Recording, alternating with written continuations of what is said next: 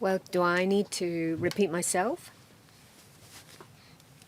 The two items for discussion are work plan and progress of rule of law education and promotion, and the second item for discussion is the latest development of the family justice system.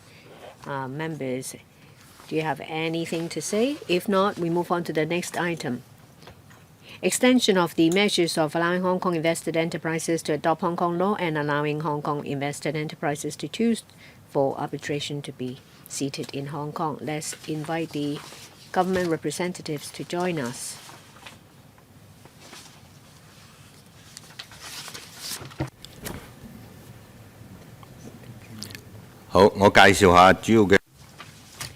Let me introduce the representatives. They are Mr. Paul Lam, Secretary for Justice, Ms. Peggy Au Yeung, Principal Government Counsel Legal Enhancement and Development Office, Ms. Kwok Hin, Assistant Principal Government Counsel Legal Enhancement and Development Office, and Ms. Christina King, Senior Government Counsel Legal Enhancement and Development Office. In addition to government representatives, we also have from the Bar Association, Ms. Sabrina Ho, Bar Council Member. From the Law Society of Hong Kong, Vice President Mr. Amirali Nasir.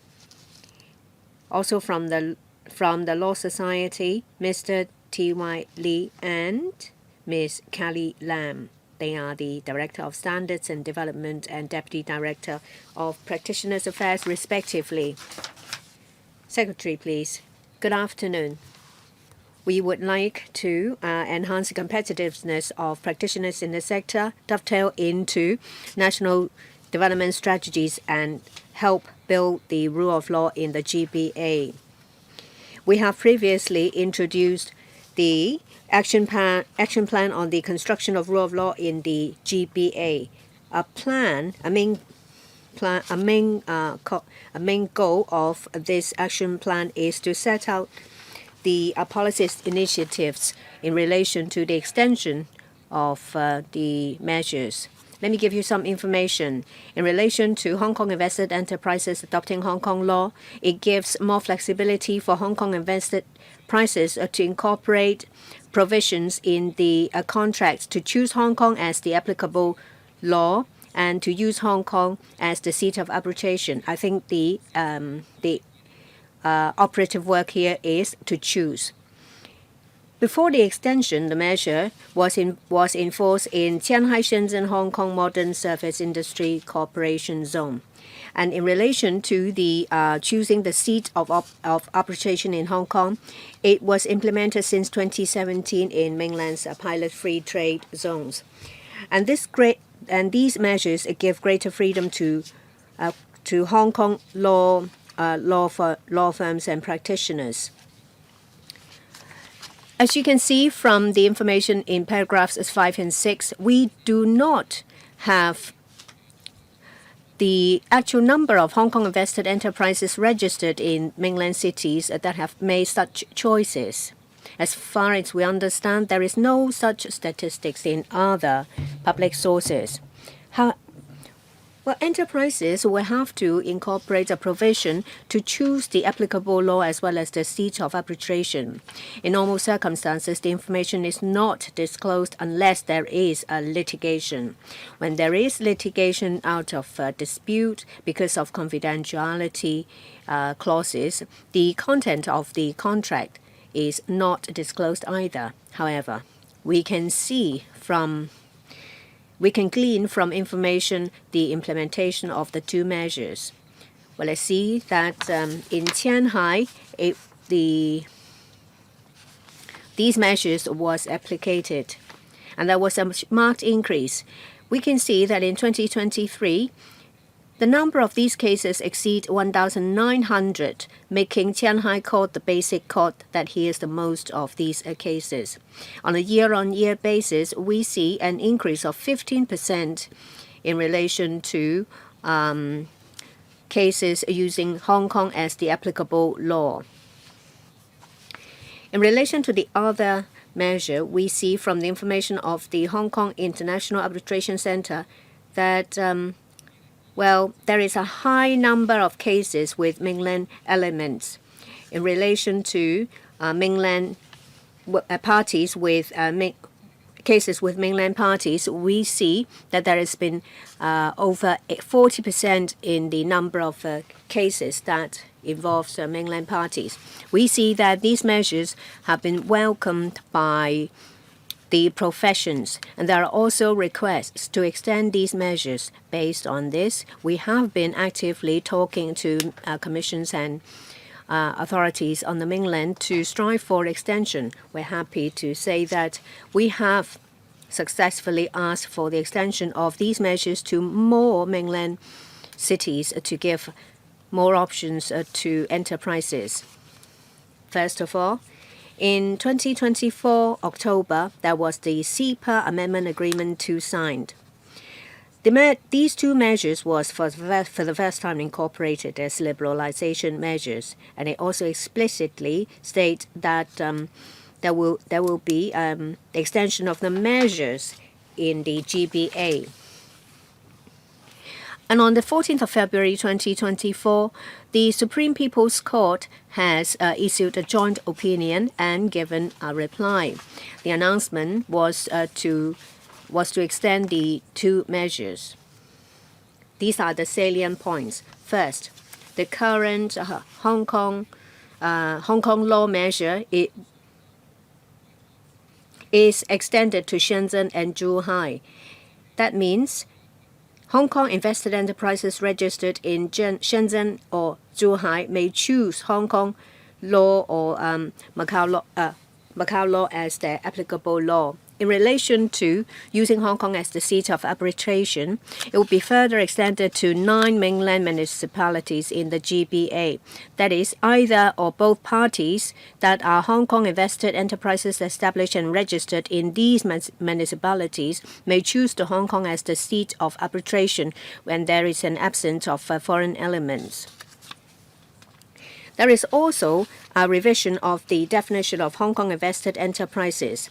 This means that regardless of the ratio of investments, Hong Kong invested enterprises can use these two measures. Hong Kong invested enterprises may use the Hong Kong law as the applicable law or use Hong Kong as the seat of arbitration. And this is a way to reduce the commercial disputes and enhance the effectiveness of the operation. The operative word is still choice. When the details of the extension were promulgated, we continue to talk to stakeholders to explain to them about the enrichment of choices. We have also explained the details to stakeholders. We have also issued further information on our website. In addition to that, we've also used interactive platforms to explain the extension. We have made use of a CEPA forum as well as some chambers of commerce events. Of course, we will make use of the LegGo to promote the extension of the two measures. We'll continue to explain to chambers of commerce as well as trade associations. We'll continue to maintain liaison with relevant parties and, in a timely manner, explore further extension. These measures are important. They bring more opportunities to the trade, and it also shows Hong Kong show the mainland's importance shown to us as an international legal and dispute resolution center in the Asia-Pacific region. We will improve the business environment and support the expansion of businesses in the GBA. I will now ask Ms. Ho to speak. Ms. Sabrina Ho, thank you.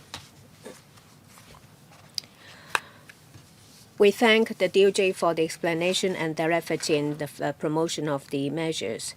This will increase the cases that will be handled by law firms. This will also enhance possibilities of cooperation with mainland lawyers. This will help with our practical experience, and this is also another way to boost our proficiency and capability. I would like to give you further information in the work of the Bar Association in the promotion of the law, and I've also have some observations to make. The Bar Association has been liaising with mainland universities, say for example Peking University and University in Shanghai, in the promotion of the common law system. We expand our interface from students to practitioners as well. Last year, we organized a common law training course for the representatives of state-owned enterprises as well as legal practitioners. Last month, we have started working with Zhejiang provincial government to organize a training course. The target group is also legal practitioners. We focus on practice in litigation. And in relation to training of litigations with foreign elements, we've also sent representatives or trainers to mainland cities to give training. And we will incorporate the two measures in our courses. We will make use of the courses as a way to promulgate the measures. We also have some suggestions in relation to the promotion of the measures. First, we can put the focus on personnel that are in charge of legal affairs in these enterprises, because these personnel will be fully in charge of legal affairs. The agreements will have to make an express provision to use Hong Kong law as the applicable law as well as Hong Kong as the seat of arbitration. Better explanation to these people will make them more receptive to use these measures. On the other hand, I would like to say something about practical information. Such information will make enterprises get a better understanding of the implementation of the measures.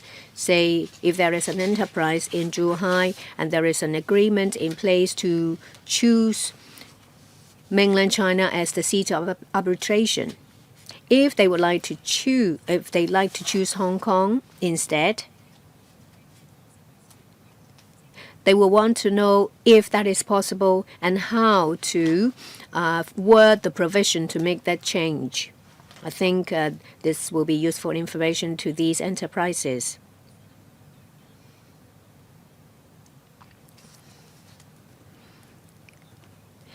Publicity can be done covering the two measures as well as Hong Kong lawyers are practicing in the GBA, because if enterprises would like to make use of the measures, they may want to use Hong Kong lawyers.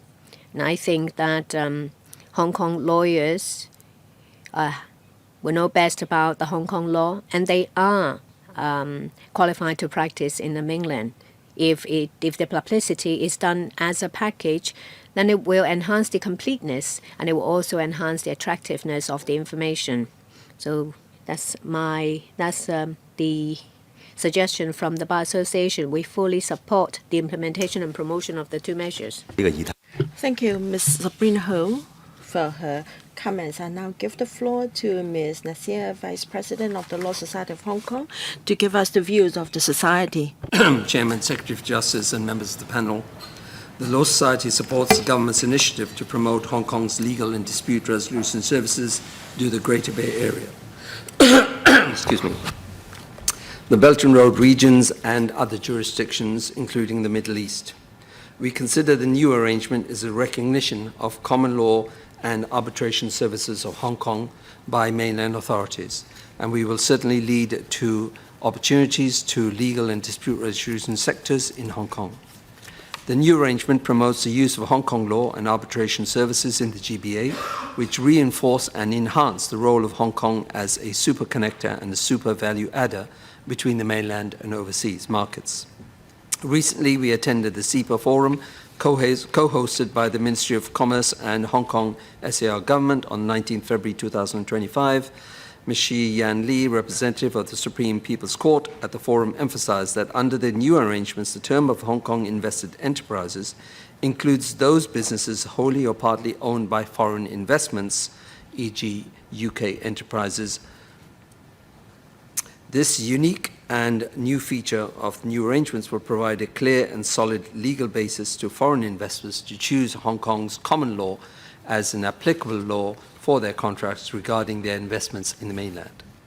As common law is one of the most frequently adopted laws for commercial transactions in the international context, allowing Hong Kong invested enterprises to choose Hong Kong law as applicable law for their contracts will provide more incentives to foreign enterprises from not only common law jurisdictions, but also non-common law jurisdictions to invest and to do business in the mainland via Hong Kong as a platform.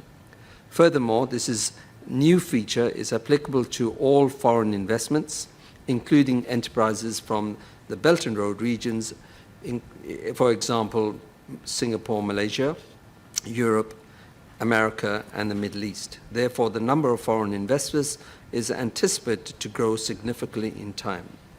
While we acknowledge the new opportunities lie ahead under the new arrangements, the Law Society has engaged ourselves to provide more synergies to the initiative. For example, the Law Society participated in the delegation led by the Secretary for Justice to promote Hong Kong's legal and dispute resolution services in the Middle East in May last year. A more recent example on promotion of Hong Kong as the link between the mainland and other part of the world is our participation in the Riyadh International Dispute Week 2025 from 23rd to 27th February 2025. Riyadh, Saudi Arabia, is one of the financial hubs in the Middle East region. The Law Society was invited to speak in the event. We introduced the international community to how Hong Kong legal professionals are uniquely positioned to assist enterprises in navigating the common law business environment and highlighted the diversity and internationalism of Hong Kong's legal services market to foster the super connector and super value adder roles between the mainland and the rest of the world, which serves as a two-way springboard for attracting overseas enterprises and helping mainland enterprises to go global.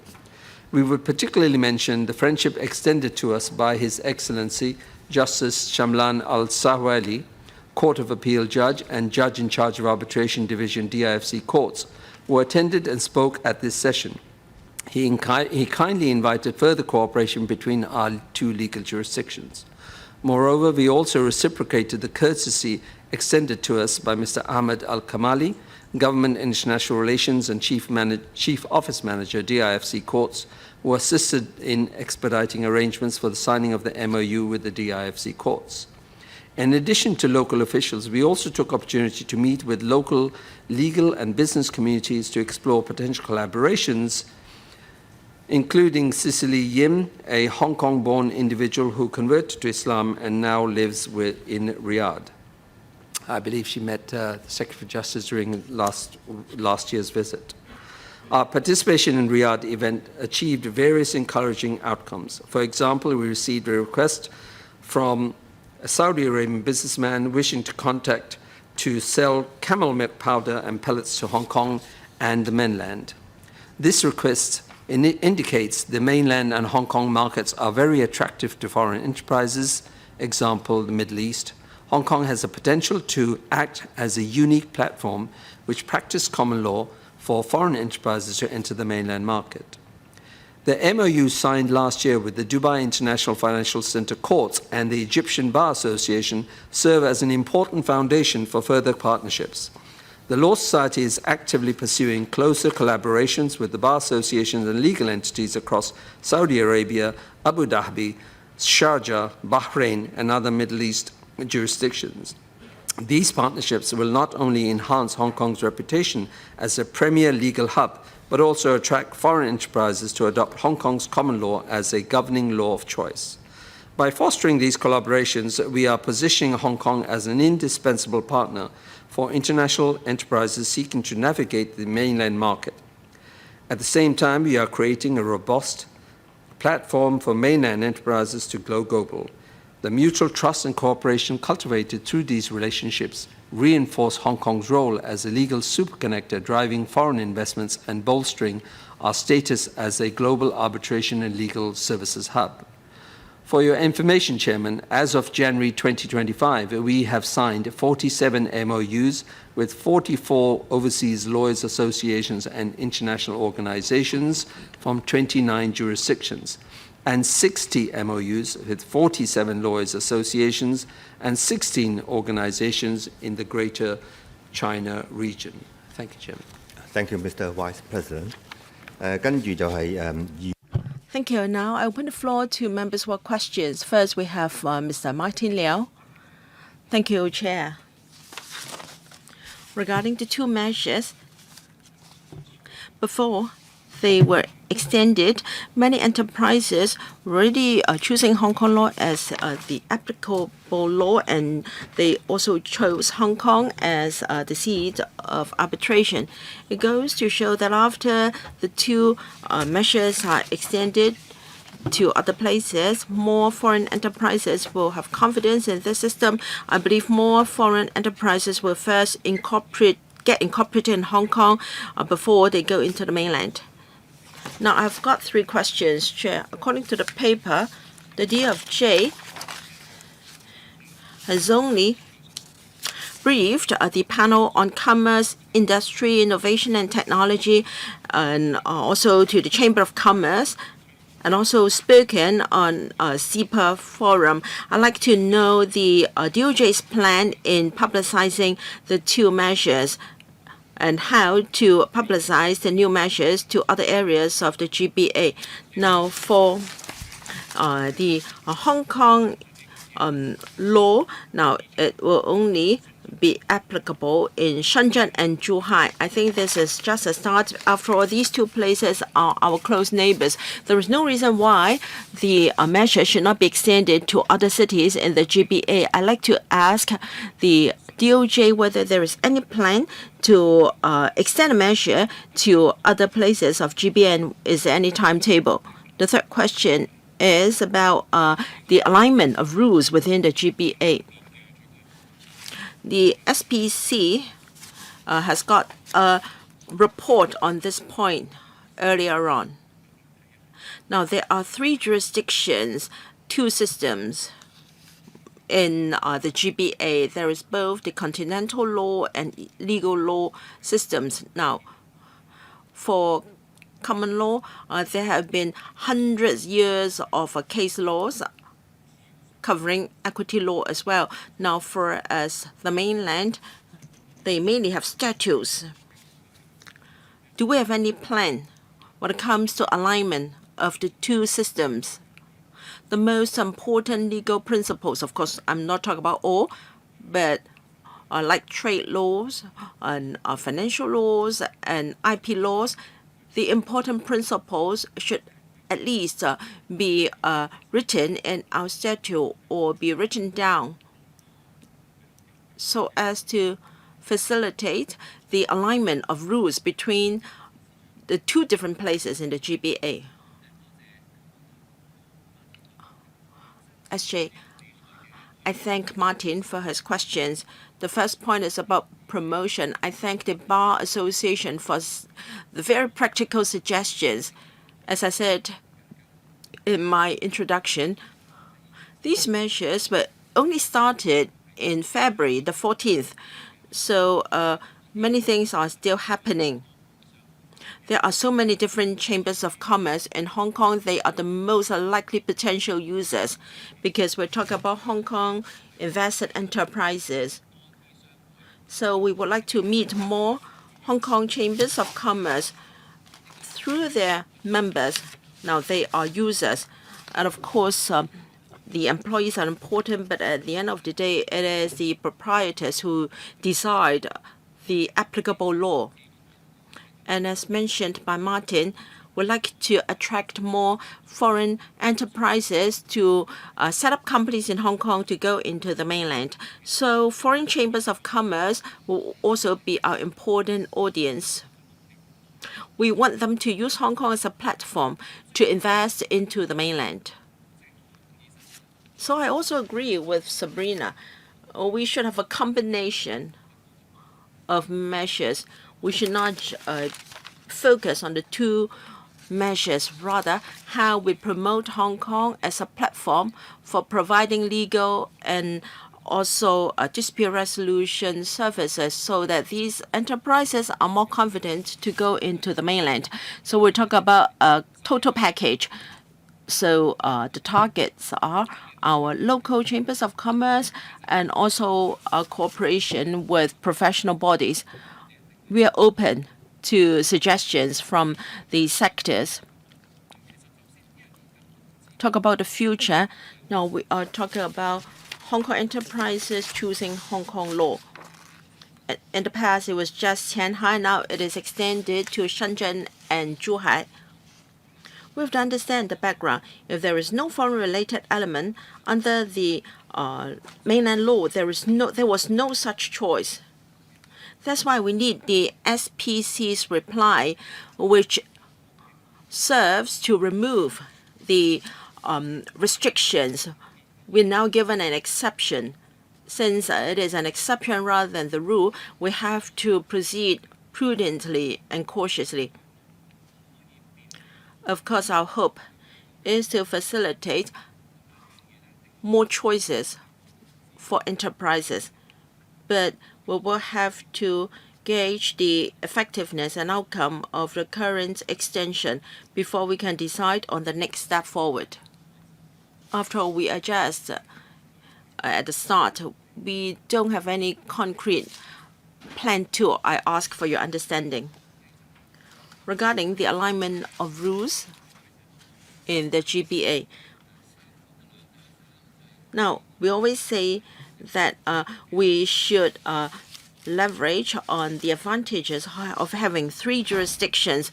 The first thing is to narrow down the differences as far as possible. Secondly, is to allow choice. And the two has to go in parallel.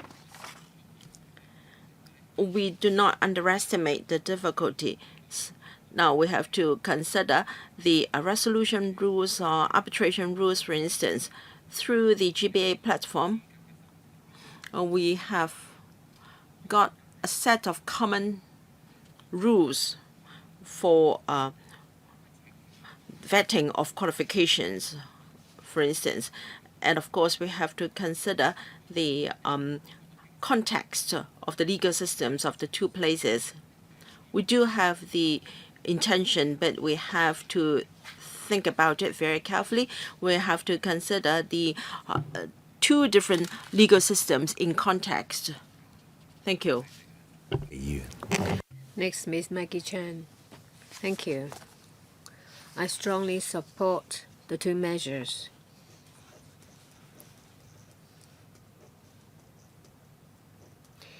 There was the 2 sessions in Beijing. In the NPC, I made the suggestion to further extend the measure relating to using Hong Kong law and the one relating to using Hong Kong as the seat of arbitration. Of course, I would like to expedite the extension to other 9 mainland cities, or even go beyond to reach Beijing and Shanghai. In relation to publicity and promotion, well, when it comes to using Hong Kong law, it involves a contract. And in relation to arbitration, you will have to first get the parties to agree.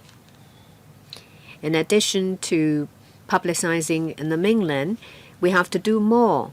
We're talking about Hong Kong invested enterprises. We want to attract foreign investments to to go into Hong Kong invested enterprises so that these enterprises can go into the mainland. We can make use of the Guangdong office, mainland offices, foreign chambers of commerce. We need to focus on the point that foreign investments can make use of Hong Kong invested enterprises to use, and then they can go into the mainland market and at the same time use Hong Kong laws and use Hong Kong as the seat of arbitration. I think that we can further promote this aspect because it will be beneficial to all parties. I would like to also ask about figures. I fully agree with what the Secretary said. There is no statistics available, but if we have figures, then the picture will be much clearer.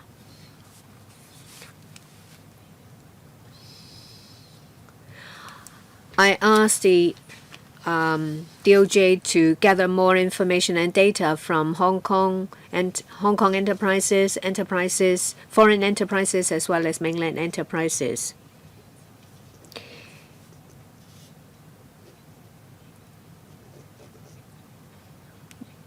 Well, I found that if mainland arbitration service providers come to Hong Kong, they won't be competing with the arbitration sector in Hong Kong.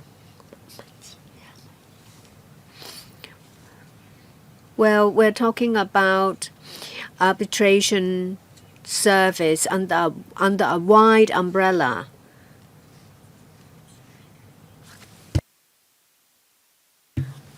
I hope that the Secretary will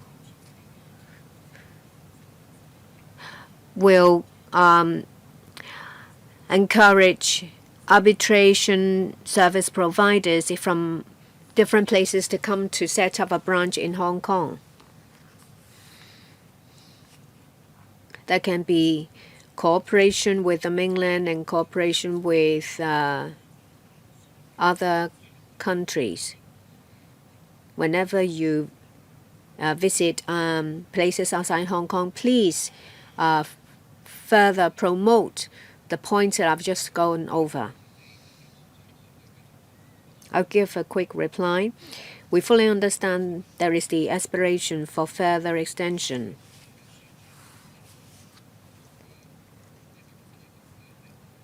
I agree with the member that the publicity should focus on foreign enterprises. There is a widening of definition of Hong Kong invested enterprises. Well, if there is a 5% or 1% of investment by Hong Kong shareholders, then the enterprise can make use of the measures. This is very attractive. Foreign investors may want to work with Hong Kong enterprises because of this. So our target group are foreign chambers of commerce because they will help us a lot. If we want to support further extension, then we need figures to support us. We're trying different approaches. We ask members of chambers of commerce to provide information voluntarily or by way of a questionnaire. We want to gather objective data and information as much as possible. We want to use figures and data to support our request for further extension.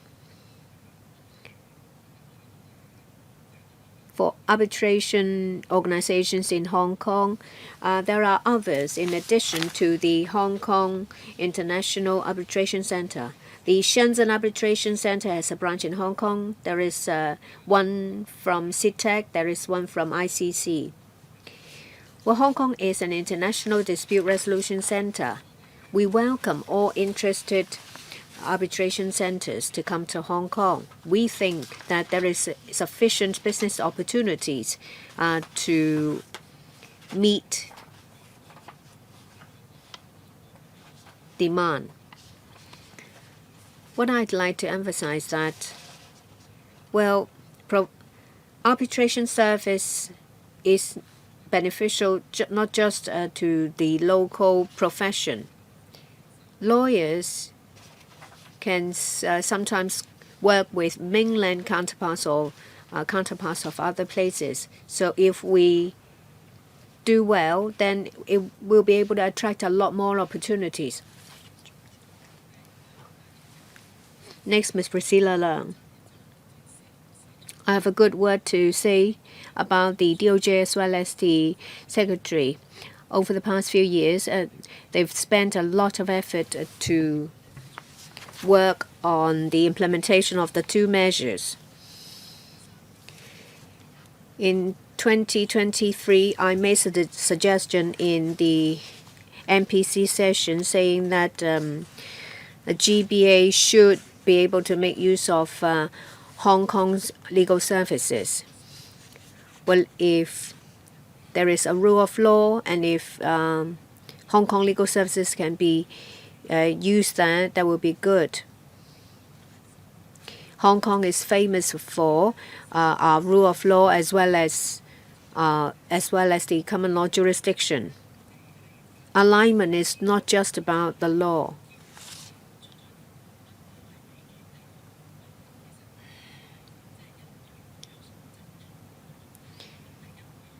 Other sectors would like to do something similar to the legal sector.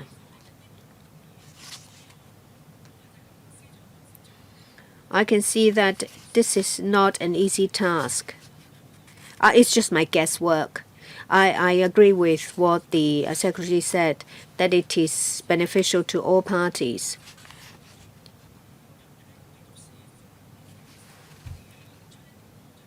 It's easier for the legal sector to make progress compared to other sectors. In 2020, there was a pilot scheme in Qianhai. We saw the need for the measure to be extended to the GBA.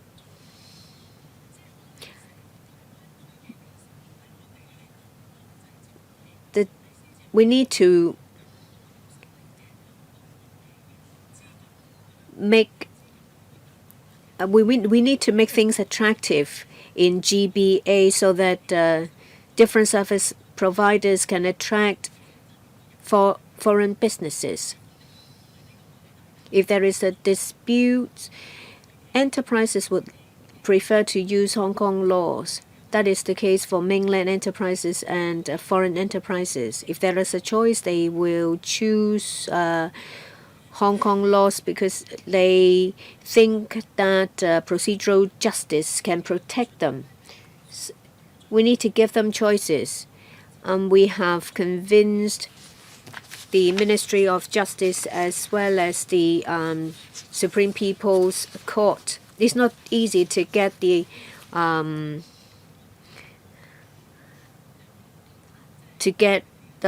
reply and opinion on the 14th of February this year. We've often been reminded by mainland authorities that we need to find a mutually beneficial solution. I fully understand why it's progressing on a step-by-step basis. We need to show them that we can deliver results first. Hong Kong law, the Hong Kong law sector is working with mainland law sectors. We don't want to resort to litigation. We want to do business because the businesses are mutually beneficial. And the mainland law firms will work with us. I hope that we will be able to pick up this pace city by city. We want to do it steadily. I want to say that the 2 sessions has shown importance on Hong Kong's role in relation to legal matters involving foreign elements. Well, we need to make contributions to help develop to help our country become more internationalized. We also need to help build the rule of law. We need to do it properly because it doesn't affect just the legal profession. It affects other professions as well. If we show that we can provide quality service, if there is standardization, then the GBA standard can become an international standard. And I'm sure that Hong Kong and Macau should be the lead. That's my comment.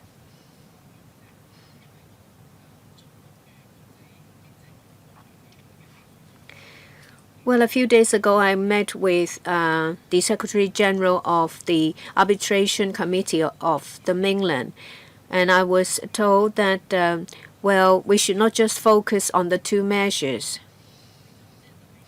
And perhaps we could work on the Belt and Road rules as well, because this will be a step forward. They fully understand the rules of the game, and they fully understand the rules we have set. Alignment of rules is important. I formally make the suggestion.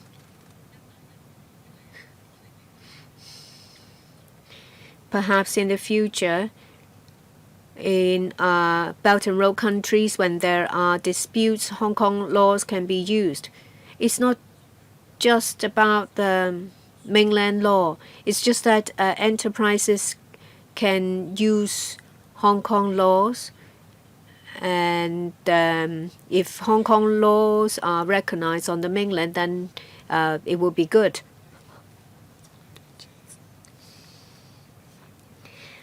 I really appreciate the members' understanding. It is not an easy task to get the extension.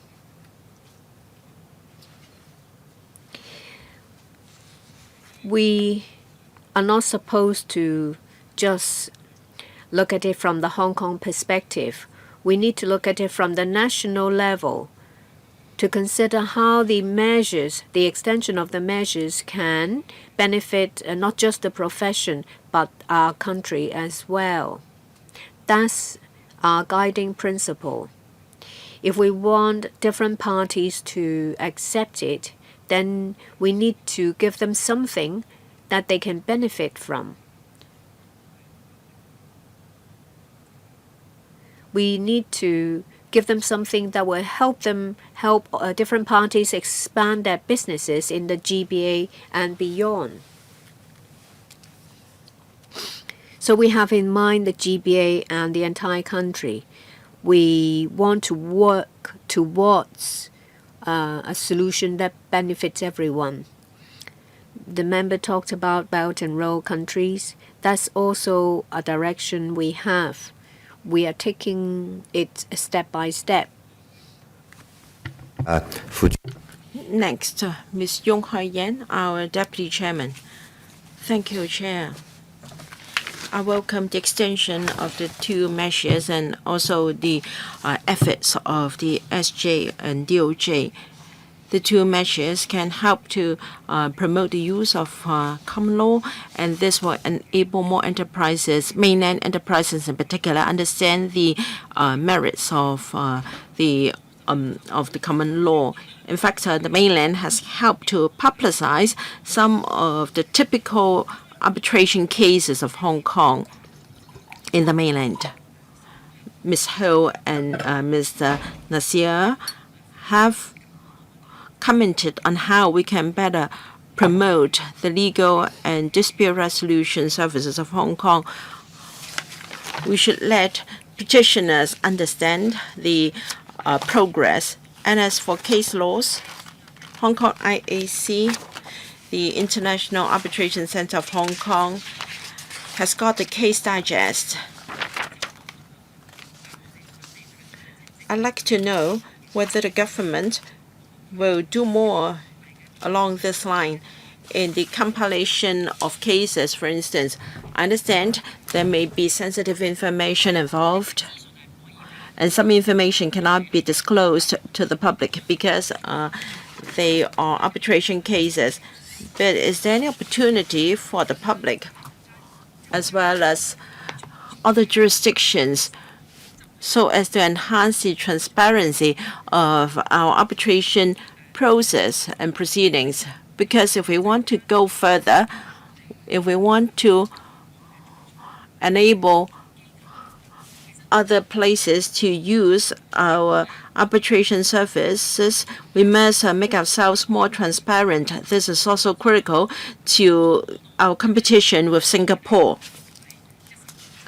We know that for arbitration, there are only 2 hearings, and rarely would cases go to an appeal. And why Singapore can compete with us directly? Because they make it easier for some cases to have access to appeals. So I'd like to know whether we have cases that are appellable so that we can have some case examples and build up trust for our system. Because if there is no transparency, no one knows what has happened in camera. As we all know, mediation and arbitration happen behind closed doors. Is there any opportunity for us to compile cases to enhance transparency? And can we translate cases into English? Can we use AI and also big data to do this? Because when I go online, I search for arbitration in Hong Kong and mainland, little information is available. Enterprises and business sector and SMEs in particular do not have resources to draft their own contracts. How can we make it easier for the sector to provide sample contracts, for instance, to our clients? This serves to help the legal sectors and as well as MEs so that the whole process and operation can be smoother and more economical. I hope that the administration can provide resources for the sector. Can there be big data analysis or AI to help our operation? And then we can also publicize our arbitration services and also the extension of the 2 measures. Hong Kong courts have every respect for arbitral awards. Rarely do they interfere with arbitration proceedings. Thank you, Ms. Yong. We're exactly doing what you just mentioned, but I can share with you some of our thoughts. First, how can we publicize progress in these areas? When we advertise ourselves, we have to have something to show people. And so we have very close liaison and in-depth discussion with the Hong Kong IAC. As you mentioned, the Hong Kong IAC has provided a case digest available online, but those are mainly about the procedural matters. Now, people opt for arbitration because they don't want to make known or make public their disputes, not to mention the contents of the dispute. And so we can't really disclose the proceedings. Even if we remove the names, etc., so long as details are disclosed, people can guess those cases. So there is some conflict between disclosure and also the need to maintain confidentiality. So we do have practical difficulties in this regard. And what about rulings by the courts? In fact, it's not that our laws do not have any rulings. Take the Court of Final Appeal. There were important cases last year on jurisdiction, for instance. It's not that we don't have any cases, but the number is limited because it's exactly because we are very pro-arbitration here. Our courts do not interfere as far as possible unless there are really serious procedural flaws where public interest or public law principles are breached. Otherwise, our courts tend not to interfere with arbitral awards. Because one characteristic of arbitration in Hong Kong is to provide a one-stop efficient mode for dispute resolution. This is different from other jurisdictions, whether there are avenues for appeal. In Hong Kong, we don't have that. I think there are pros and cons for both systems. For the side who lost, of course, they will always want to have a way for appeal. But we should go back to the basic principle of why we want arbitration instead of litigation, because it provides speedy and a certain way of dealing with disputes. If we open a door for the defeated party to appeal against the award, that may undermine the attractiveness of arbitration. And so when we introduce a new measure, we have to think comprehensively. Still, we look for new ways to enhance our system, and we will welcome views from members as to how we can strike a proper balance. Having said so, it doesn't mean that we can't do more to publicize our arbitration services. It's not that in Hong Kong we don't have important case laws to explain our arbitration process, and we have got very good figures. For instance, Hong Kong IAC announced statistics last year in terms on the number of cases and the amount involved, and also the parties involved from different jurisdictions. All these go to show how effective and how well we are doing. So we don't necessarily have to resort to disclosure of cases. We can use objective statistics to highlight our success. Dr. Kennedy Wong. I want to thank the SJ for succeeding in securing such new opportunities for the sector. Now, one of the measures will be extended to Shenzhen and Zhuhai. I have a practical issue for you. There are petitioners who have reflected to me that Hong Kong enterprises in the mainland do not have the normal channels to transfer funds to Hong Kong to pay for legal and arbitration services. Because these Hong Kong investor enterprises are registered in the mainland and they operate in renminbi. Just a few days ago, as a deputation of the local delegates to the NPC, we made a proposal to the mainland. There are so many talents immigrating to Hong Kong. However, they're not able to bring along their funds to pay for services and commodities. And then there were the Mutual Connects and also Bond Connect, etc. So in different areas, the main authorities do allow funds to be wired to Hong Kong in different ways. So hopefully in some discussion opportunities with other authorities of the DBA, the SJ can help us to raise this issue. Can funds be wired to Hong Kong to pay for arbitration services? But we do understand that we have the anti-money laundering rules, and if they use a third party, such as remittance companies,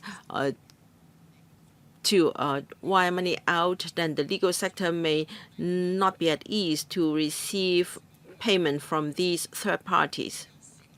And as mentioned by the Bar Association, there are about 400 solicitors who are qualified to practice on the mainland. I understand that the national examination for legal practitioners are for judges, prosecutors, and lawyers, or legal practitioners. They all sit in the same examination.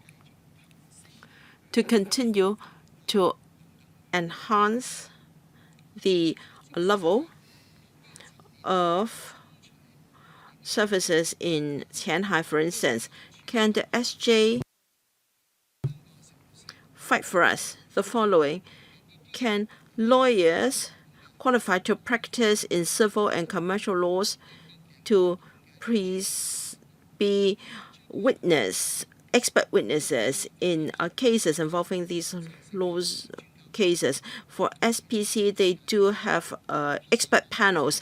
They source experts from all over the world. I don't know what is happening in Shanghai and Zhuhai. Now we have legal practitioners who are qualified to practice in Zhuhai. Can they be given this room for further development there? All right. I think this is not just for cases of arbitration. Other cases face similar difficulties. SJ, please.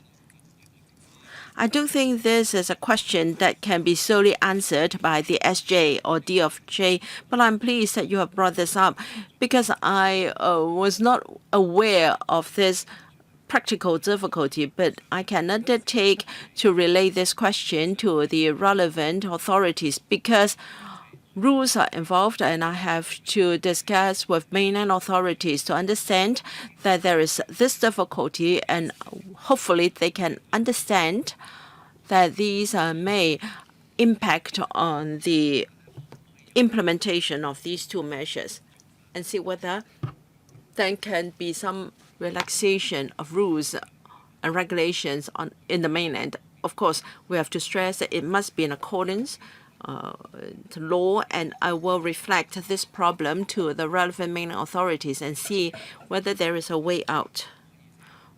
Whether GBA lawyers, I mean Hong Kong lawyers operating in the GBA, can be more engaged.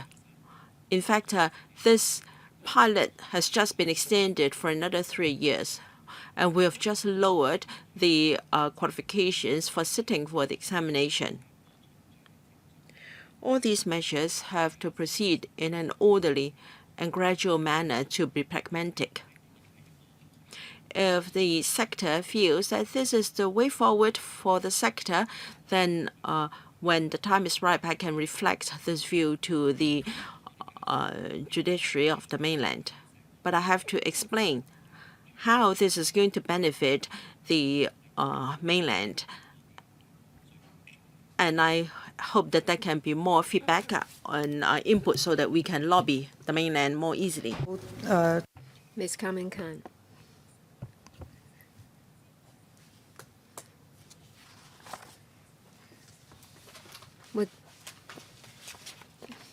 I think that we see some milestone results in relation to the two measures thanks to the work put in by the DOJ. I see that in October 2024, the CEPA Amendment Agreement 2 was signed between Hong Kong and Ministry of Commerce. And under the agreement, it stated that the two measures are incorporated as liberalization measures. On the 14th of February, the Ministry of Justice as well as the Supreme People's Court has expressly said that the measures will be extended to other places as well. I have some suggestions to make.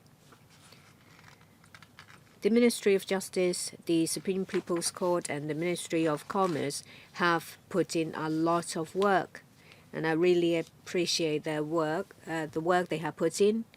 I thank the central authorities for their support. This is a major step towards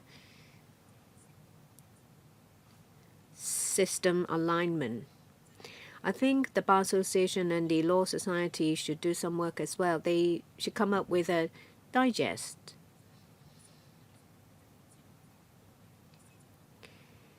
What it means by Hong Kong use Hong Kong as the Hong Kong applicable law. You need to explain to them what it means. Well, when foreign investment and mainland investments they put into a Hong Kong enterprises, and then the enterprise will go into Shenzhen and Zhuhai. So if the investment goes into a Hong Kong invested enterprise, then they can go to Shenzhen and Zhuhai and use Hong Kong laws as the applicable law. That is the merit. And in terms of arbitration, the measure is extended to 9 GBA cities. And it is expressly said that mainland courts will not consider the arbitration agreements as invalid because there was an absence of Hong Kong related elements. I think that is something we can do. If we want to do more in relation to using Hong Kong laws as the applicable law, we have to talk to other mainland parties, say state-owned enterprises in Shenzhen and Zhuhai, or privately owned enterprises in these two places. If they choose to use Hong Kong laws, well, you need to give them information as to how to use it. You can first establish a company in Hong Kong and then for the company to go into mainland. How do you convince the other party of the contract to use Hong Kong laws? Well, you need to let the State-owned Asset Supervision and Administration Commission know about the details. We need to do our work on the level of enterprises. Of course, you need to explain to chambers of commerce as well as ministries and commissions. On the other hand, the Law Society and the Bar Association should work together with the DOJ to come up with a digest. The information can be about how foreign and mainland investments can make use of Hong Kong enterprises to enter the mainland market and use these measures. Secretary, I think we're talking about parties to a contract. We focus on Hong Kong invested enterprises. When it comes to mainland enterprises, they are either state-owned enterprises or privately owned ones. Well, we are in close liaison with the State-owned Asset Supervision and Administration Commission. The association is quite influential even to privately owned enterprises. We make use of the commission to reach out to relevant organizations and their members. As I said, the operative word is choice. If there are merits, then the parties may choose it, may make the choice. Of course, in the end, the preference of the parties are respected. They may in the end choose mainland laws. That is no problem at all. What we'd like to do is that when there are measures in place, the parties will understand that there are more choices. Of course, in the end, the parties will make the final decision, but at least you have to let them know the merits of the different options. We don't just publicize in Hong Kong. Through ministries and commissions, we publicize the extension of the measures as well. Next, Mr. Oden Chow. I only have a comment to make. Just now I heard about enhanced publicity to publicize the merits of the measures. I agree with the Secretary. A major advantage of arbitration is confidentiality. I think you need to focus on that in the publicity.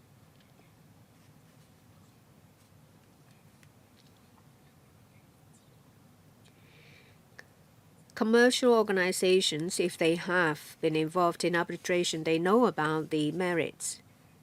That is widely known that there is confidentiality if you use arbitration. That is very important to a lot of enterprises.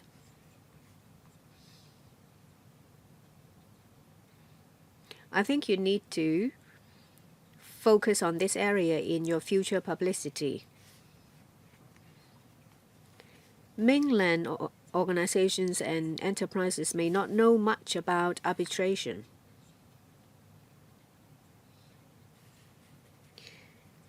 Their starting point will be litigation.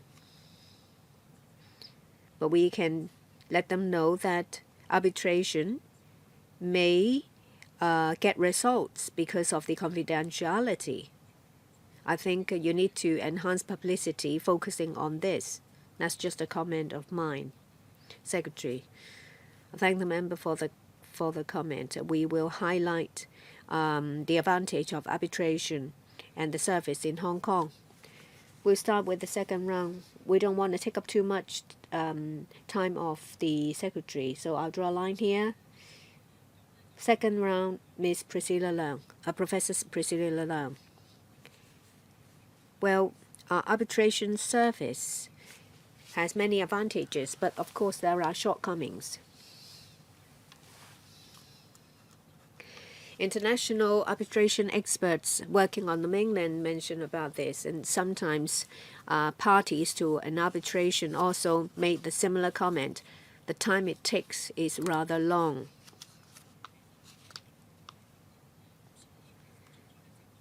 And if there is a choice, parties don't want to resort to litigation because they want to keep information confidential. So arbitration in Shanghai, Beijing, Shenzhen is popular.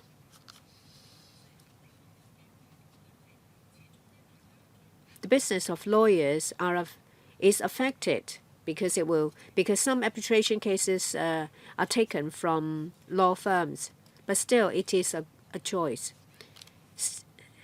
Still, arbitration may take a very long time. It may last as long as several years. For extreme cases, the time taken is longer than a litigation.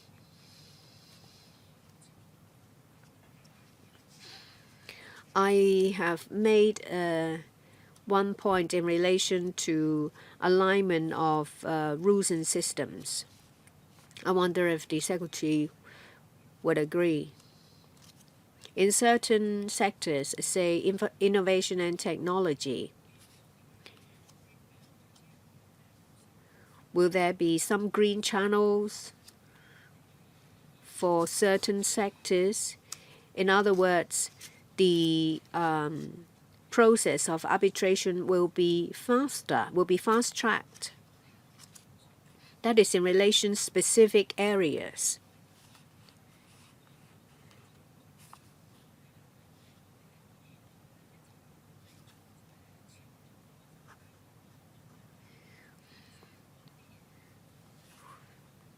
In a certain matter, perhaps there are differences in systems and rules, and if there is a dispute, you would like to resolve the dispute as soon as possible because it gets in the way of expansion and development of your business.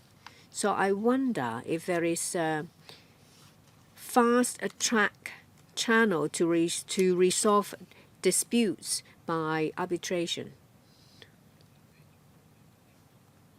Secretary.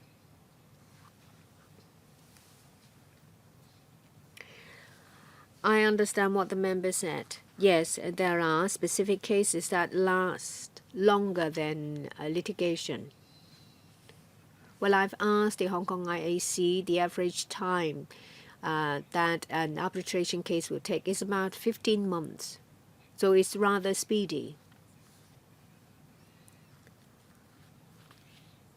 Well, arbitration cases are not usually straightforward. There are complicated issues involved. Of course, it depends on the case as well as the management of the persons involved in the arbitration. I believe that compared to other places, arbitration in Hong Kong is efficient. Of course, we can always make it even more efficient, but it should be done under the premise that the interest of the parties should not be affected. And we respect the autonomy in the procedure of the arbitration. That is a special feature of arbitration. Of course, there is also the role of arbitrators. We would like to explore setting up of certain rules to encourage parties to speed things up. Say, for example, in the GBA, perhaps we can put in place measures to encourage parties to speed up the process. To be fair to arbitration service in Hong Kong, it is rather speedy, but there is always room for it to be more efficient. Well, what I was saying is that I was told by some arbitrators that certain cases have dragged on. I handled 2 cases. I was the principal arbitrator. The case it was resolved within 1 year, and the matter involved India. So the efficiency of arbitration service in arbitration in Hong Kong is speedy. I venture to say that perhaps sometimes some arbitrators are rather busy, and sometimes more time is taken to consider all the different matters. So apart from legal representatives, there are many people involved.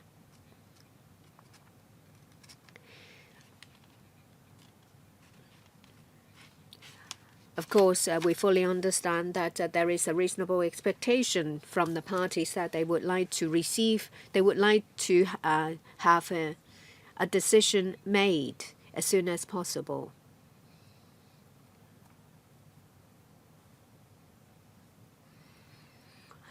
My answer may not be the rule of thumb, but that's what I know.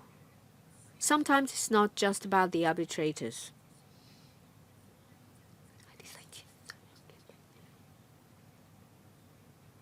Well, sometimes it's about the finer details. If we get support from the GBA, perhaps it's not a mandatory guide. It's about publicity.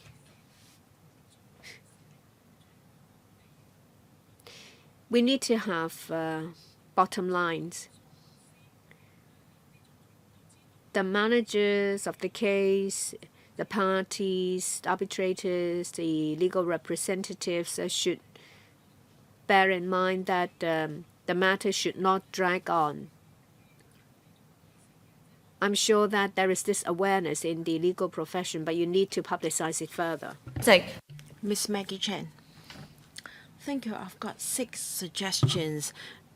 See if the SJ can adopt them, and what are the plans does the SJ have. Now, for the 2 measures, a key to success is the alignment of rules. So I've got two suggestions. The first is we should leverage on the merits of the use of AI in Hong Kong and the mainland. Hopefully, we can jointly develop an AI model that is applicable to foreign related elements. So we should have an AI model with the support of the mainland. And the second is to promote our legal and dispute resolution services. The application of AI should be adopted as one of the key areas for development in our cooperation with other cities in the GBA. Secondly, Hong Kong is an international hub, and our storage of data, etc., has world recognition. So we should have an iCloud storage. Let's see if can be set up in the loop. And fourthly, now for the two measures, we have the mutual access of platform and personnel and services. But when it comes to the payment of payment for legal services, there is no mutual access. Let me declare interest first. I can practice both in Hong Kong and on the mainland whenever. Now, we're not talking about a few $1,000s of legal fees, but then the transfer of funds between law firms in Hong Kong and the mainland are not that smooth. Secondly, for mainland enterprises, consulting our local firms on cases with foreign elements. Now, they can only bring limited amount of cash into Hong Kong, but then equally they have difficulties in transmitting funds to Hong Kong. So if we can have a green channel for payment of legal services, we can have a proper channel for them to transfer funds to Hong Kong. Of course, this is not just about Hong Kong. There is also the mainland aspect. Hopefully, the SJ can help us to set up a green channel for transfer of funds to pay legal fees. The last 2 points.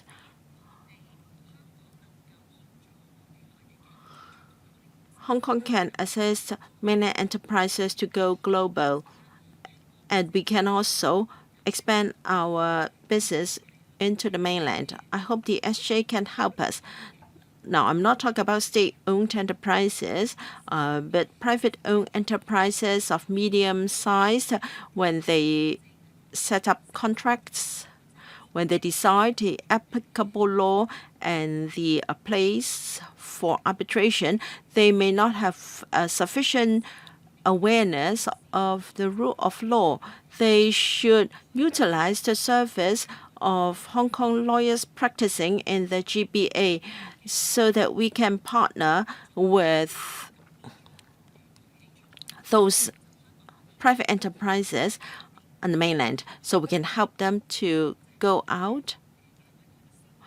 And Hong Kong lawyers practicing in the GBA can also give full play to our expertise and advantages. I hope the SJ can help us to do this. And thirdly, IP rights and relevant high-end talents.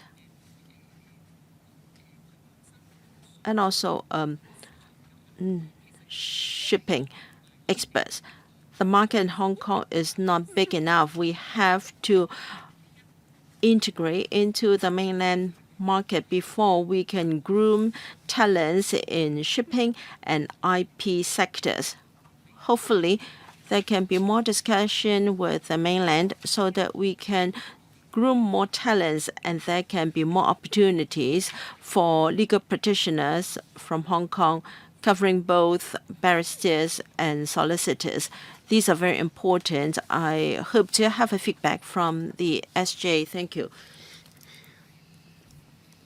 There are 6 suggestions. I think they can be divided into a few areas. The first 3 are related to the use of AI.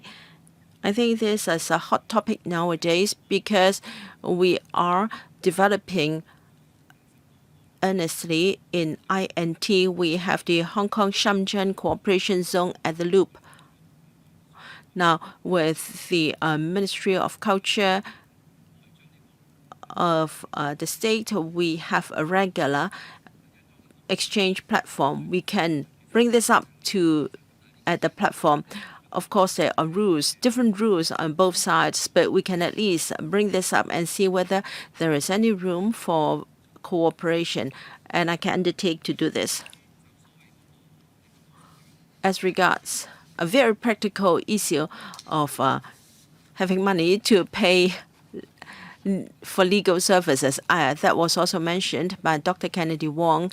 Yes, this is an important point. You need to get paid for services offered.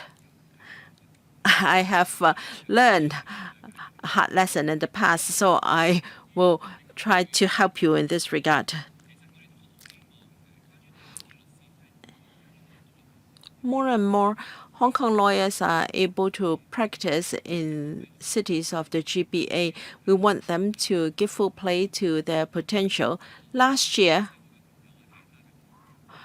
friends from the Law Society and other legal organizations have helped in matchmaking.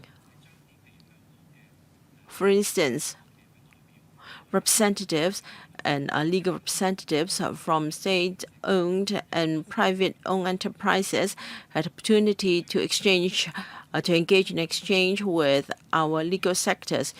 We will think of further opportunities for such matchmaking possibilities to build up a professional, trusting relationship between the two. The last issue is grooming of talents. This is an important issue, but what are the challenges? Now, Hong Kong, as well as the country, wants us to be shipping center. We understand that we should have a bigger pool of talents. The practical issue is the market currently is not too big, and so there is little incentive for people to join the sector. Of course, this is also a chicken and egg problem. We are using different channels, including our universities, to groom talents in this regard, because we should be far-sighted and we should look at the future needs of the country. Let's see how we can have more incentives and how we can strengthen our work in this regard. Thank you. On the point of matching, hopefully you can pay more attention to the circumstances of small and medium-sized law practices in Hong Kong. And then in the recent MPC local delegates meeting, now hopefully there can be more discussion, because this point was also raised on that occasion. So, judging from the questions and answers, I believe we fully support the extension of the 2 measures, and we thank SJ for his time with us. Let's move on to the next item. 下一個議題係有關 Next is solicitors practicing as solicitor corporations, and also the latest progress. We welcome representatives from the Law Society.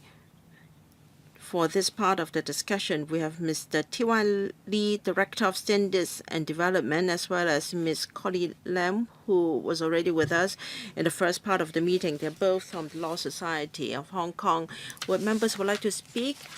Press the Request to Speak button.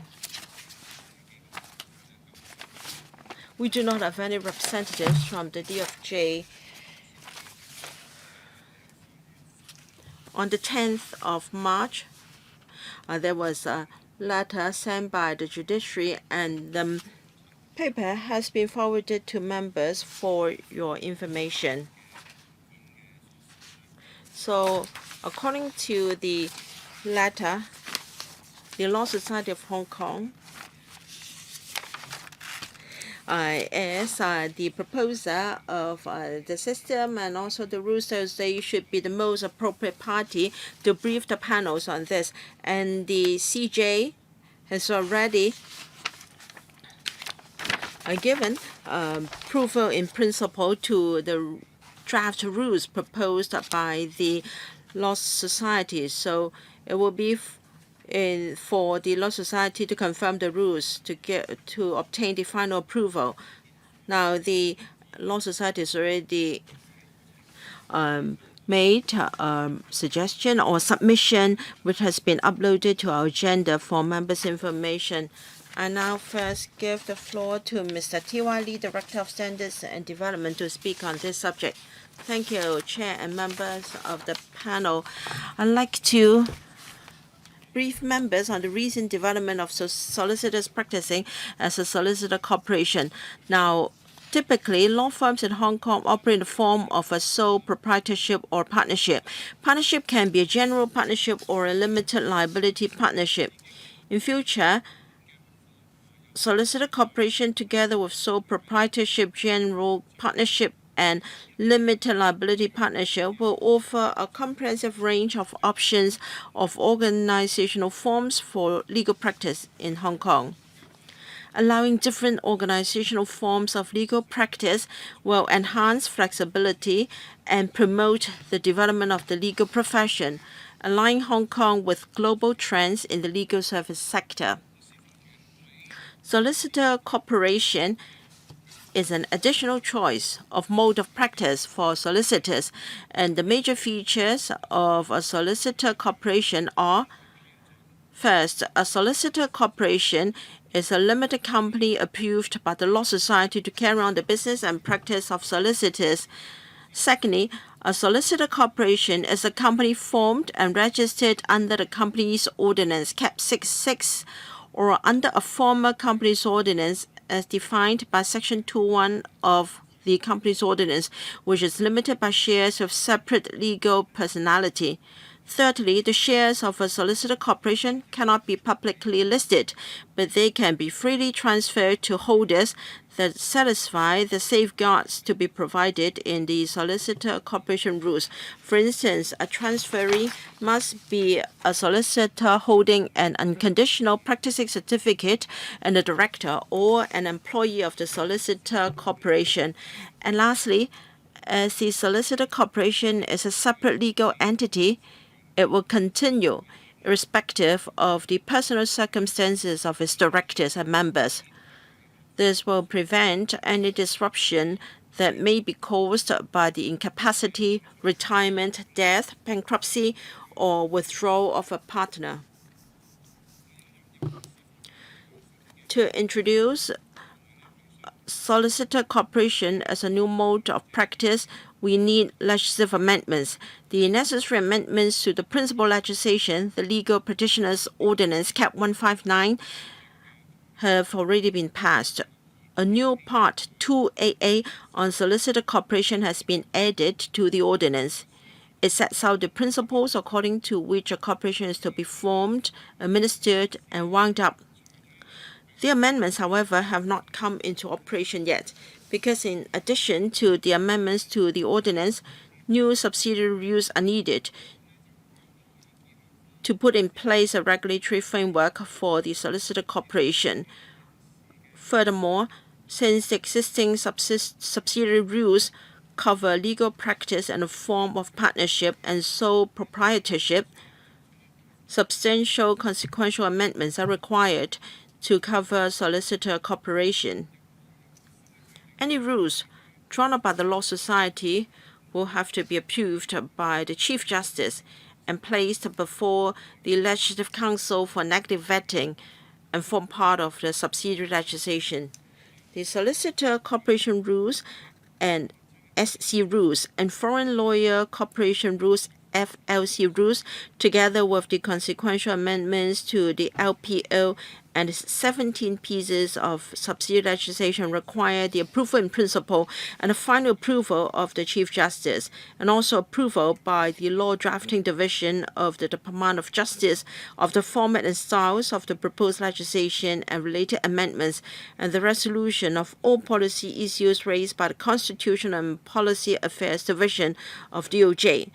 The legislative process is now in its final stage. Bilingual texts of the draft SC rules and FLC rules and all other relevant amendment rules have been sent to the judiciary for the JC's final approval, and safeguards have been put into place in the legislation to protect the public interest. The chair has just mentioned that the judiciary has recently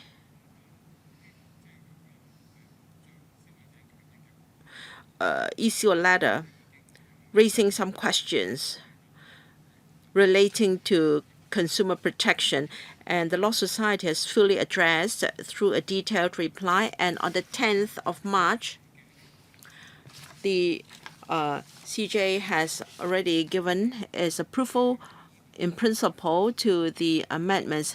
This is an important milestone because we have really made progress.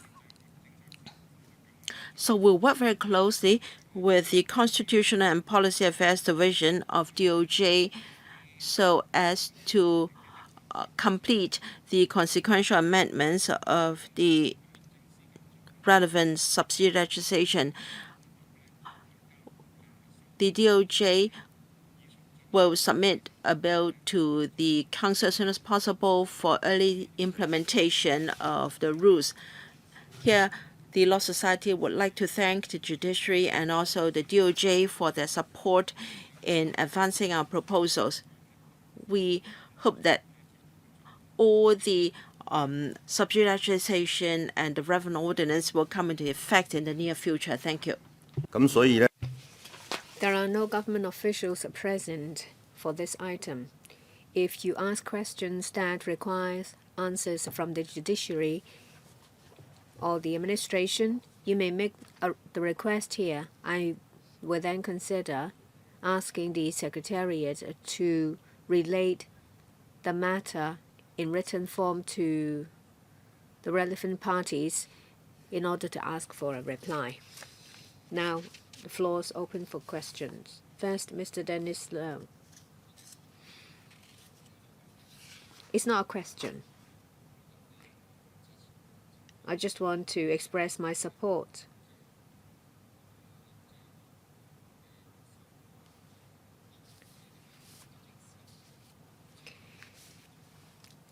A lot of people wonder why the DOJ is not present to answer questions today.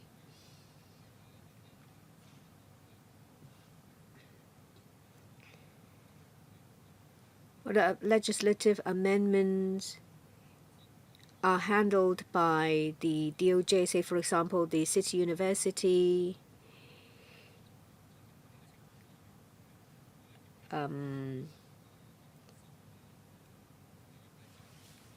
wanted to make some legislative amendments. The DOJ is not here.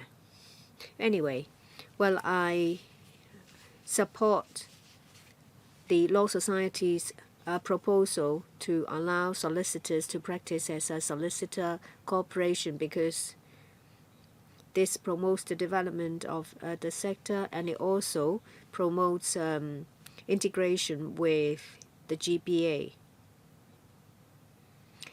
It also goes towards the direction of building Hong Kong into an international legal and dispute resolution center. I've been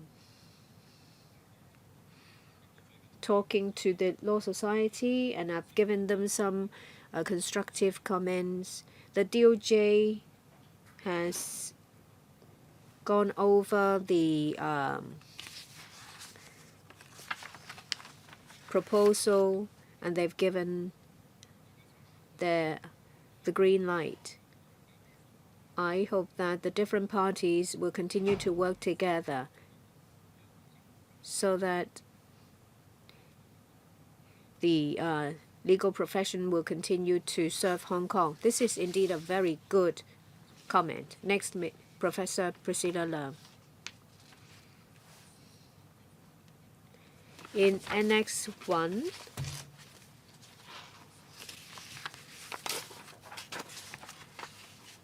well, that is in relation to foreign lawyer corporations. I have some lawyer friends who've asked questions.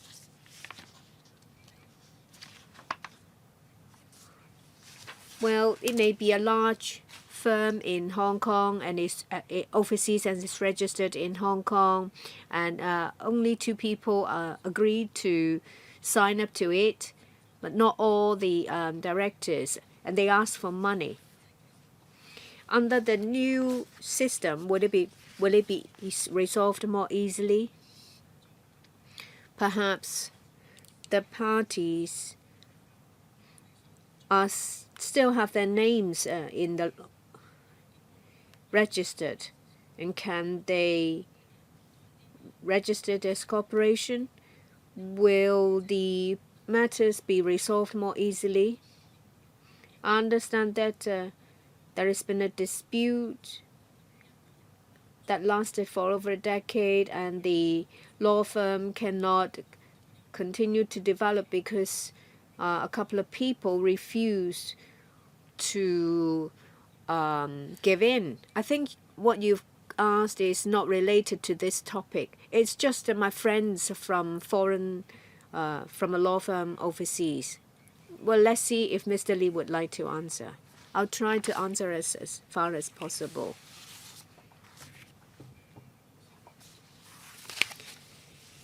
Under the framework of solicitor corporation, will there be a new mode of operation provided to resolve issues? I think that is the question. In the past, in a partnership, you need agreement of all partners before you can make changes. Under the form of a solicitor corporation, owners are shareholders. The shareholders should be someone with an unconditional practicing certificate and a director or an employee. These conditions will have to be made before one becomes a shareholder. However, there is flexibility. If it's a director and someone with an unconditional practicing certificate, the shares can be transferred to these people. Under a solicitor corporation, there is a flexibility for shares to be transferred, enabling people to enter or exit the corporation, and at the same time maintaining the continuous operation of the practice. Next, Ms. Eunice Young. I support this proposal. I fully understand why the DOJ is not present here. They have given their advice and comments. I think this matter is market-led. Lawyers will let them know what they need, so the DOJ is neutral. You can't possibly ask them whether this is good or not. I think it's for the Law Society to decide. I fully understand why they are not present, and I support that decision. I am a barrister. I want to get more information about the existing mode of operation and the future one. In 1995, there was a consultation paper. So from 1995 to now, well, how do the solicitors see it? Have you send out questionnaires to ask whether the proposed solicitor corporation will have an impact on them. Will insurance premium increase as a result? For small and medium-sized law firms, I know that, well, to them it is an option to them. But for the general public, under the new mode, would it be difficult for a member of the public to pursue the liability when it comes to a law firm? I thank the member for the question. There are safeguards put in to protect consumers.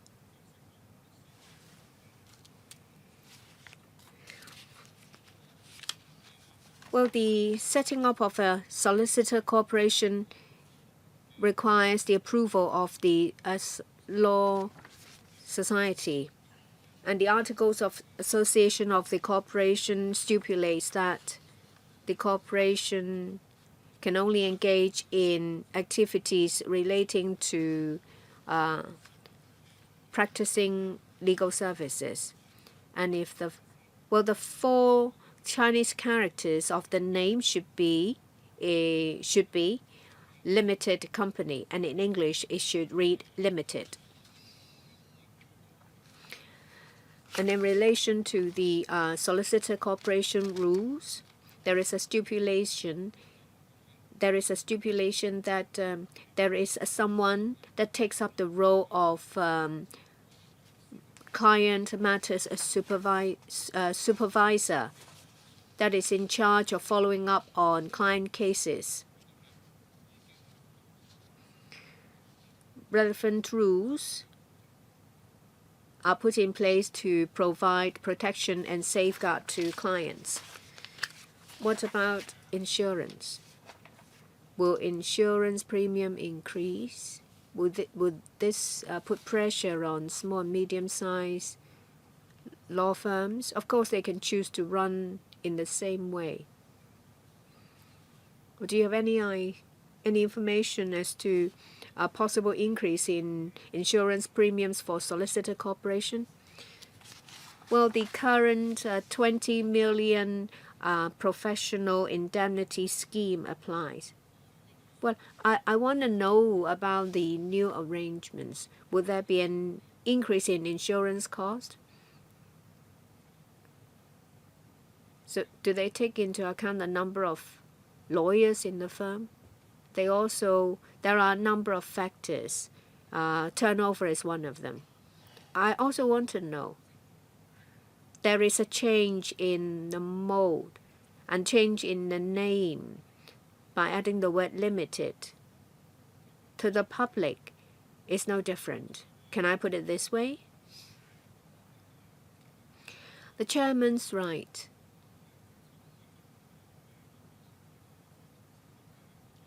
The calculation of a premium is done in accordance with the formula of the indemnity rules. The definition of indemnify will in the future include solicitor corporation. So the protection under the professional indemnity scheme applies. So there is no differential treatment. The protection to the public is the same as well. Next, Ms. Carmen Khan. Thank you, Chair. My concern is relation to Appendix 2. That is the procedures to follow after the Law Society has confirmed the final version of the draft rules. So the Chief Justice of the Judiciary will first give approval in principle on the 10th of March. We receive a letter from the CJ to confirm that. So after today's meeting, what will be the next step of the Law Society? Now, this thing is close to a completion. So after you have got the views of the CJ and also the comments by this panel, will you further consult the sector? Because we've heard from members just now that for large and medium-sized firms, they can choose between LLP. They already have the choice of operating as an LLP, but now you have an additional option that is solicitor cooperation. Will you consult the trade again? And you'll be able to present the bill within this legislative session. Law Society. Thank you, Ms. Khan. On whether we are going to consult our members again, I will take this back to our council to see whether they will do that. And secondly, on the timetable, because the consequential amendment legislative work will be done by the DFJ, and so I cannot guess the timetable on behalf of the DFJ. We rely on the DFJ to present the relevant draft legislative proposals to the council. It will be for the DFJ to decide when to present the draft rules to the council. All right, my question was a procedural one. Now, because in future there will be solicitor incorporation, it will operate by shares. How can you ensure that non-legal petitioners will become shareholders? Will that be governed in your rules? Because this is an important principle, because we have a substantive ownership as well as a statutory ownership. So in the transfer of shares, for instance, and the governing of the incorporation, etc., what safeguards are there? Thank you. In our rules, we have made clear the qualifications of shareholders.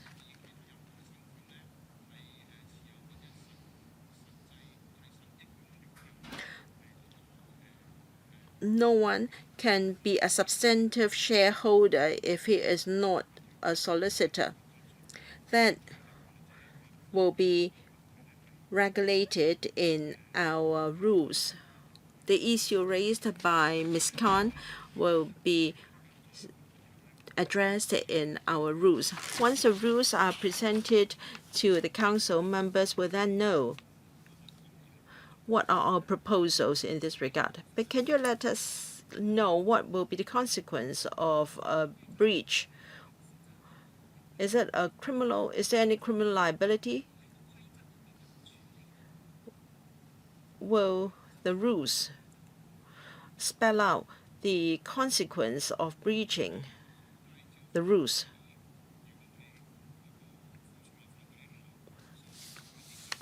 The subsidiary legislation will set out the penalties. It depends on the principal ordinance.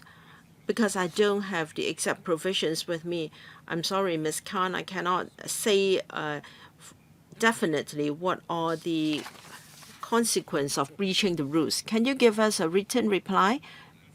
Yes, for sure, we will prepare a written reply to Ms. Khan's question. Ms. Khan asked about the procedures. As mentioned by the Law Society, it will be the DOJ to kickstart the legislative process. Since there is no representative from the DOJ, Ms. Khan, will you consider writing to the DOJ for the legislative timetable? It's up to you, Chair. Yes, then perhaps I can forward the issues from members first. Ms. Doreen Kong. Thank you, Chair. I fully support the proposals, that is to allow solicitors to practice as a solicitor corporation. It is an additional choice for law firms. This issue has been discussed many times in the legal sector for a long time, and I'm pleased to finally see some development.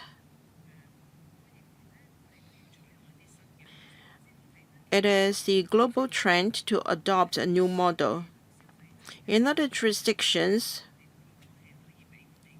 without undermining consumers' rights, we should offer more choices for the profession. I've recently seen the situation in Spain. They allow a few professions to work together as one corporation. Then they can offer one-stop service. If we can strike a balance in terms of a professional indemnity, I see no harm in this mode of operation.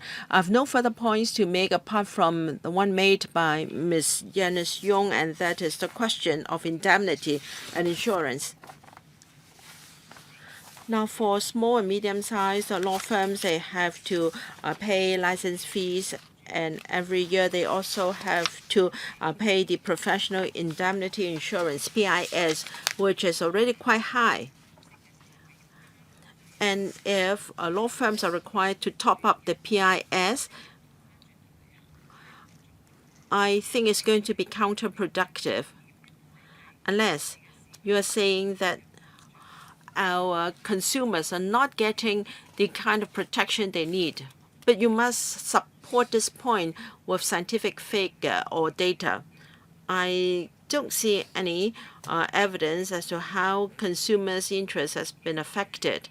As for large claims or transactions, for real mature clients, they will ask of their own accord the law firm concerned to top up the PIS. And so I don't think this is really an issue. Myself support the proposal, and I hope to see it implemented as soon as possible. Thank you. Ms. Maggie Chen. Thank you, Chair. First, I want to thank the representative from the Law Society for keeping in view the interests of the sector all along. And I fully understand why there is no one from the DOJ. After all, we have self-regulation of the legal sector.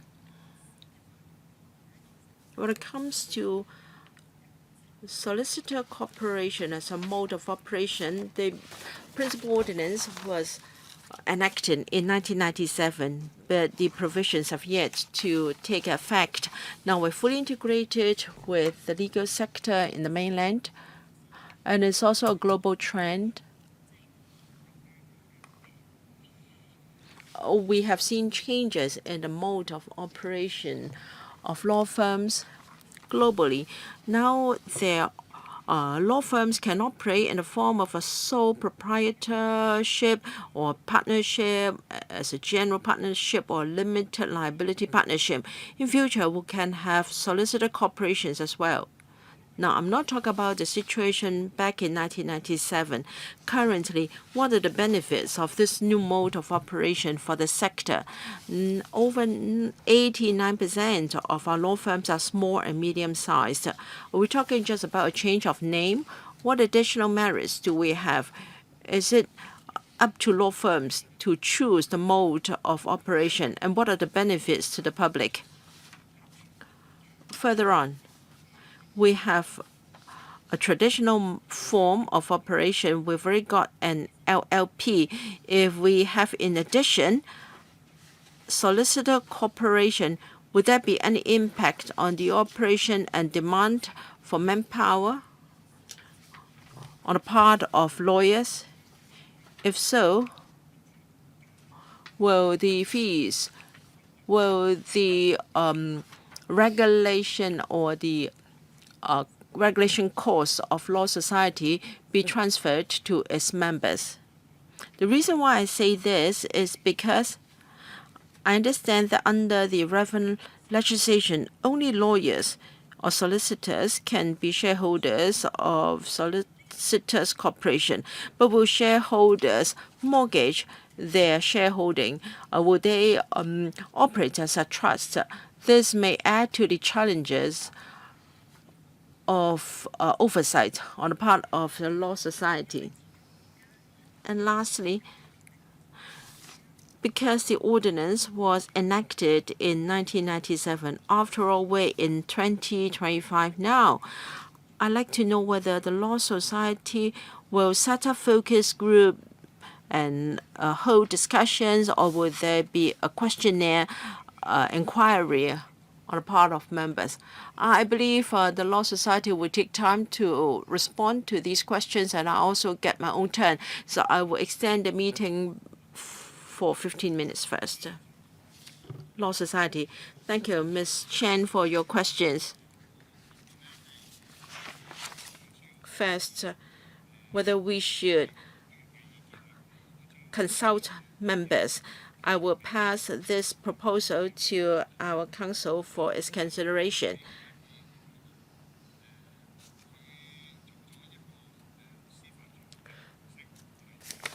But I can say that a solicitor corporation is just an additional choice. It is for law firms to consider the objectives of their business, their scope of business, and also the needs of their own setup in deciding whether they want to become a solicitor corporation. So this is just an additional choice for mode of practice for members of the sector. As regards benefits to the public,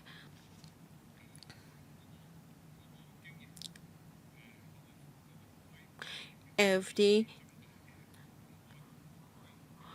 mode or the scale can be enlarged, then there is scale of economy.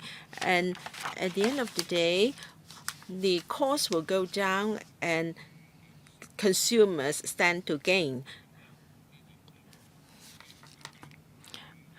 As for whether Law Society will have to pay more efforts in supervision, we have to wait until commencement of the provisions. And then we will review the situation,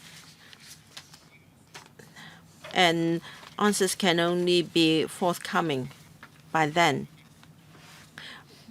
All I can say is really built-in safeguards in the rules to protect public interest. Chair, I think you have to tell the public that this is not just an additional choice.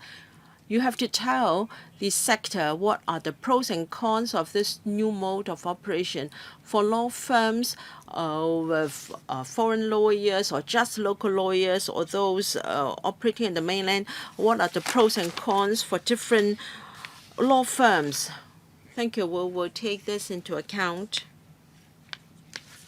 When the law commences, we will give briefings, we will issue booklets, and there will be supporting measures, providing application forms and practice directions to assist our members to better understand the new system, and then they can make the best choice for themselves.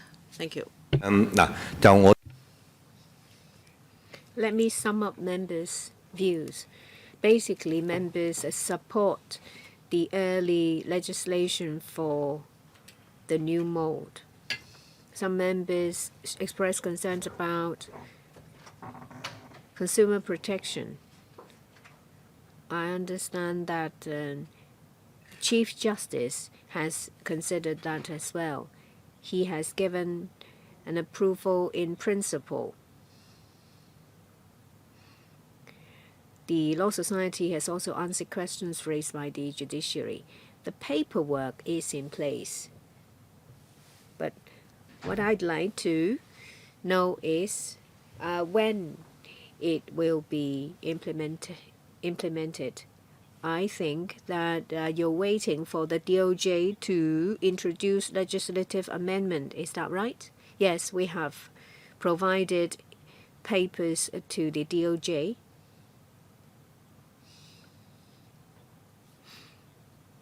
The DOJ will introduce the consequential amendments to the LegGo. I think you'll have to ask the DOJ for a timetable. We'll closely work with the DOJ. We will dovetail their work to help them finish the work as soon as possible. I think we're still waiting for the CJ's final approval. What's the procedure involved?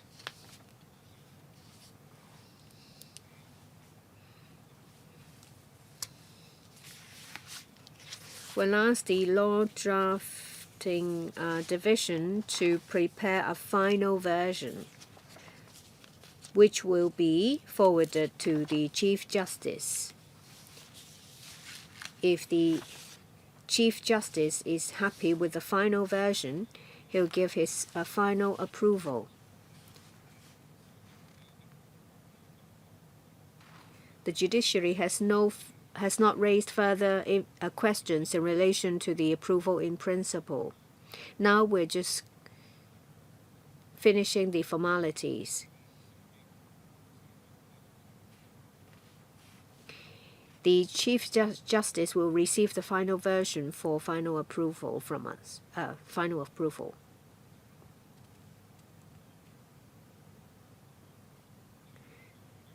So now the documents will be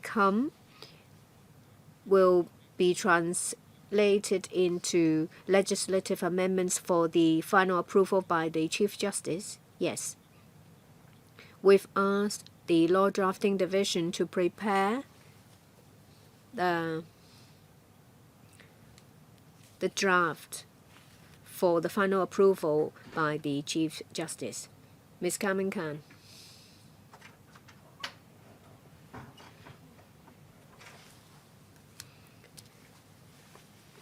On the 10th of March, the CJ has given an approval in principle. The Law Society then issued a paper with only 9 paragraphs outlining the solicitor cooperation. Without questions asked, say for example the rules.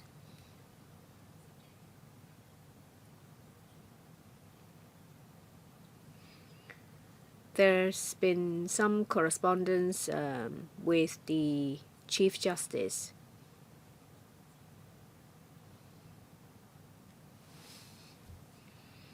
I think the public would like to know as well. These are issues such as the holding of shares.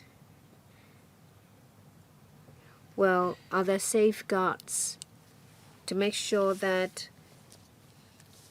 a director with a shareholder with an unconditional practicing certificate can hold the shares? There is no other way for the shares to be held by someone else. And then there is the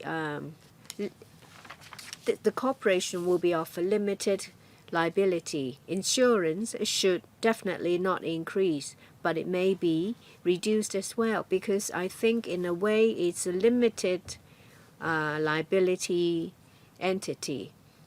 So there is no need to take up any top-up.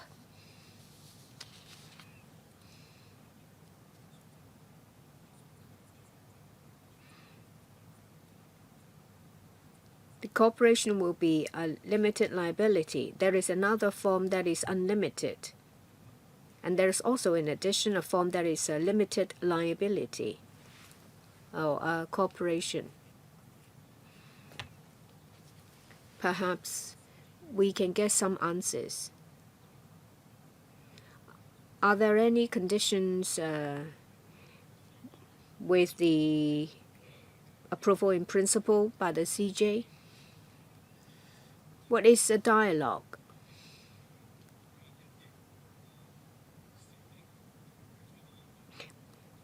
The judiciary asks questions and make comments, and we then make improvements.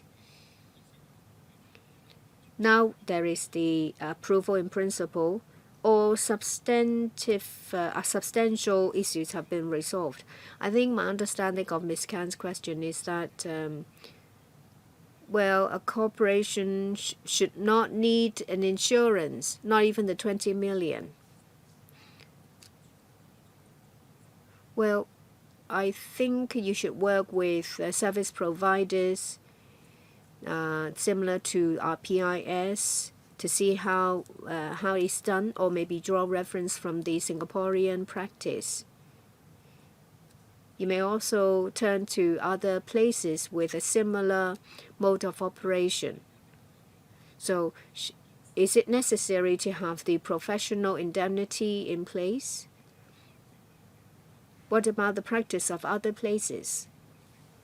Perhaps the Law Society will do some research to see if there is a way of, if there is a mode of operation that does not require insurance. I did not say that. It's just that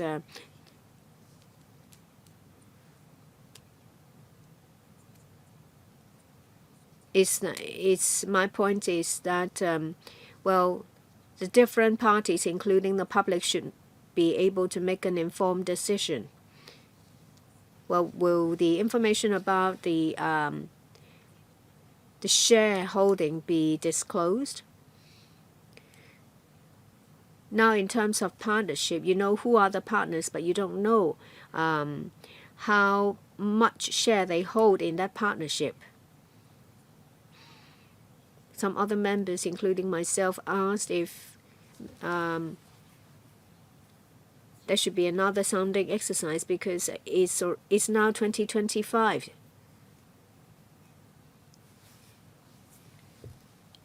So about the percentage of shares held by a director, is it to be disclosed?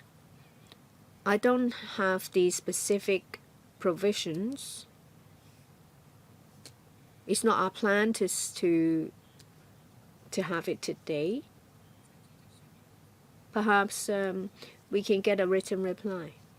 Well, if you think it's necessary, then you can give us a written reply. Yes, we will do that. Any other questions? No, there is one. Miss Maggie Chan. Thank you. It's a very good discussion. Well, when in 97 I was a young lawyer. Now I'm going to retire soon. I think in 1997 there was no limited liability partnerships. That's why there was this urgent need for solicitor corporation, but now we have limited liability partnership.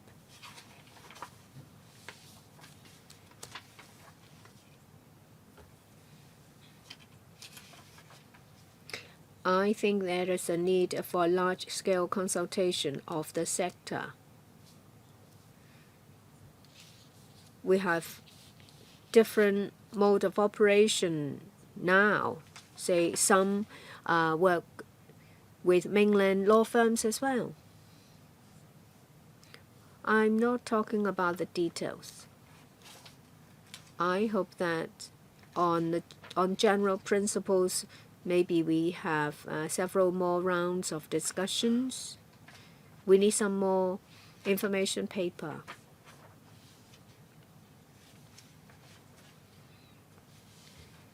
The legal sector, the legal profession is one of the 8 major pillars in Hong Kong. We want to know what the current situation is. Law Society, we've heard the member, we will consider that. No other members would like to ask questions. Last item, any other business? If not, meeting adjourned. Thank you.